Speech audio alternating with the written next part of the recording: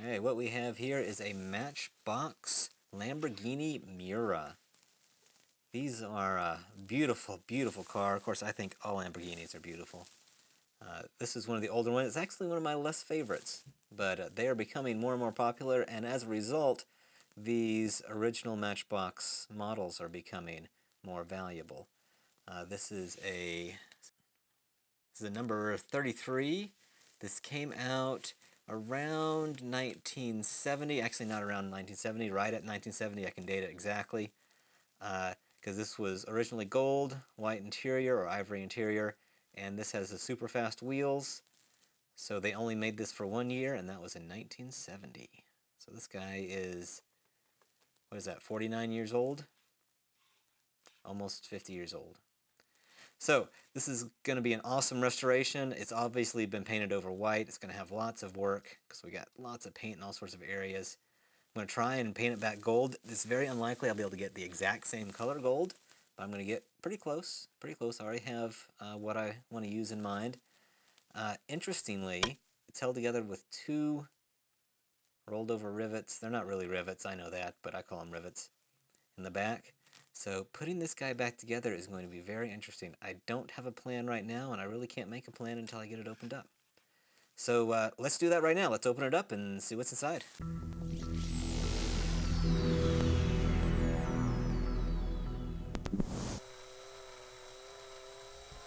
Okay, and we got a little tab in the front that pulls out.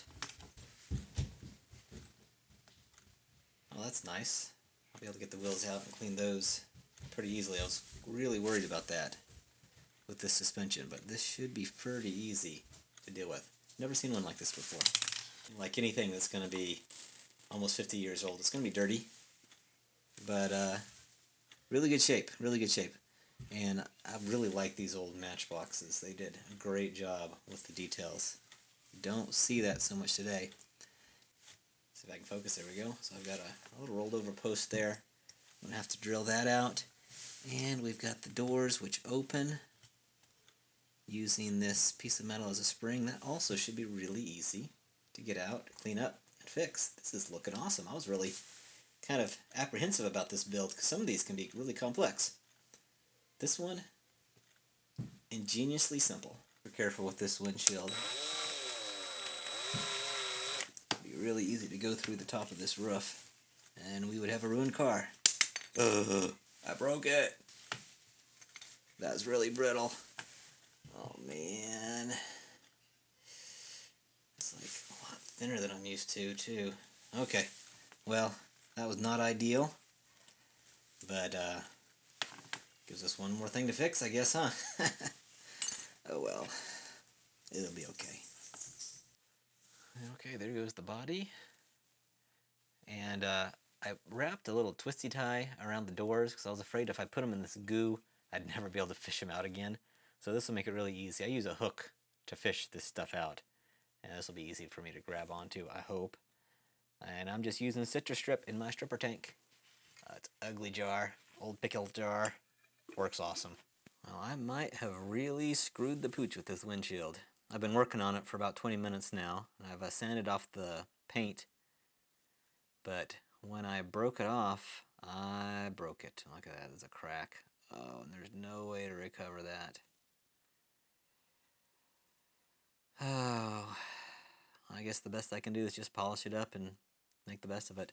I really kick myself when I make mistakes like that. Totally unnecessary mistakes. I haven't used this in a while, but I'm going to use the Novus plastic polish. This stuff is amazing. If you are into restorations at all, or you need to polish some plastic, this is the stuff. It is great.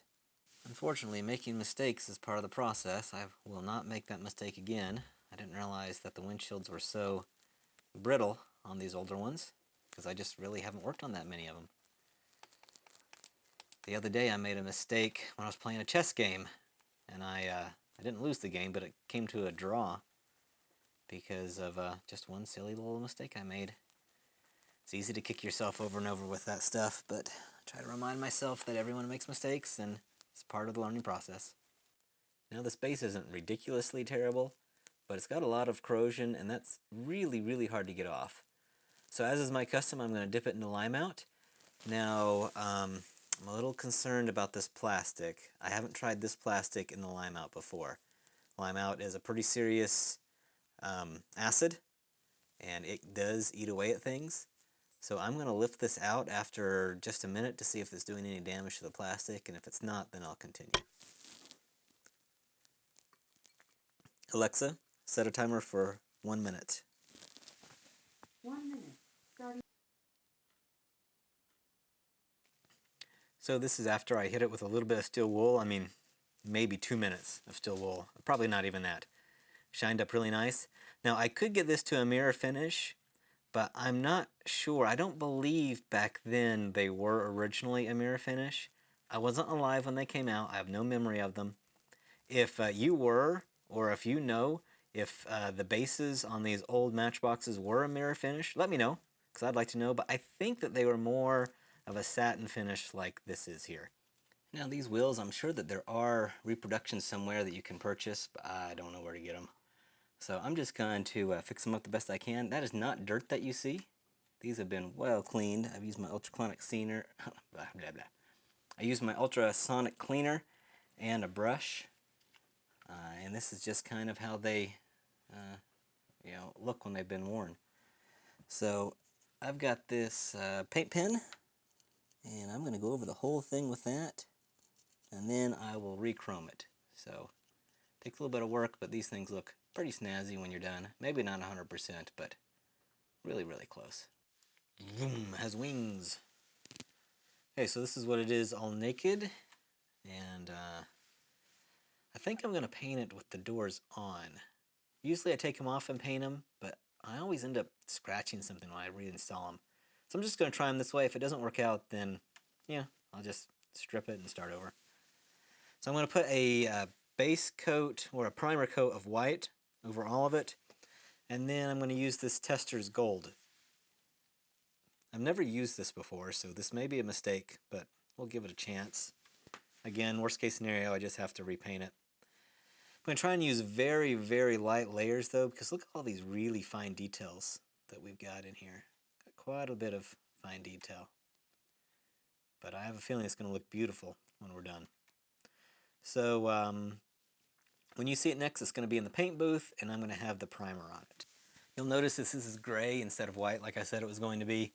It's because my white primer, there's something wrong with it. I tried several times, sprayed several different things, and it was always cracking and peeling. I think it went bad, I guess. I've never had that happen before.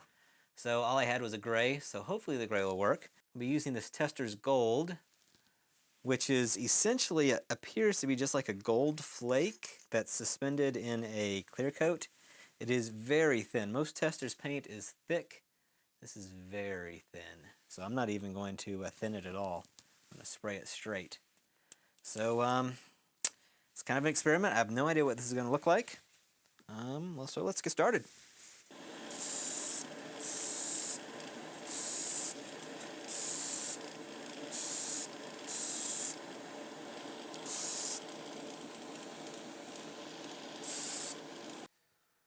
Well, that gold looks nice. Look at that. Very nice. I'm going to put up on the screen a picture I found online of an eBay auction of a mint condition one, so you can get an idea what it's supposed to look like. Now, because I had to put in the paint so thinly to show the details, it also showed up any of the flaws that were in the casting. And that's normal. You're going to get that. You see I got some scratches up here. I probably should have filled those in with putty, but I didn't even see them after I did the primer. It wasn't until I put this top coat on that I noticed that. But other than that, it looks great. You know, the doors, painting them while it was on, worked just fine. And you can see in there the details. You even got where the window rolls up, cast it in there. That's just, they just don't do it like that anymore. So we got to put this guy back together. You know, here's the windshield. Super disappointed that I cracked that. Keep kicking myself. I looked for a replacement. I could not find anybody that was making reproductions. And the cost of these cars in good condition, you know, it would be silly to buy a better car than this one to restore this one. So we're going to put this back in, and I think what I'm going to end up using is some super glue. That should be the best thing for keeping this in.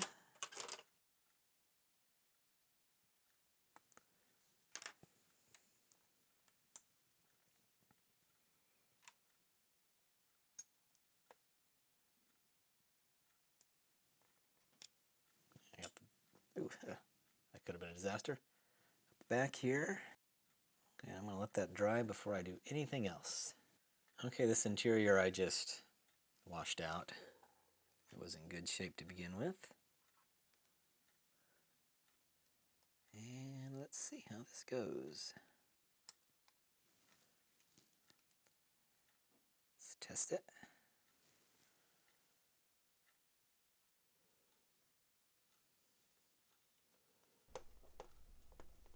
And here we have it, all finished up. It looks beautiful. Man, except for that windshield. Oh, I'm just kicking myself for that mistake. Oh, man. But I did the best I could with what I had, and it ended up looking much, much better. It is a beautiful car. Beautiful car. Well, if you remember, this was the before, and now we have the after. And I appreciate you watching this video through, and I hope to see you in my next video. I'll see you later. Bye. Vroom, vroom, vroom.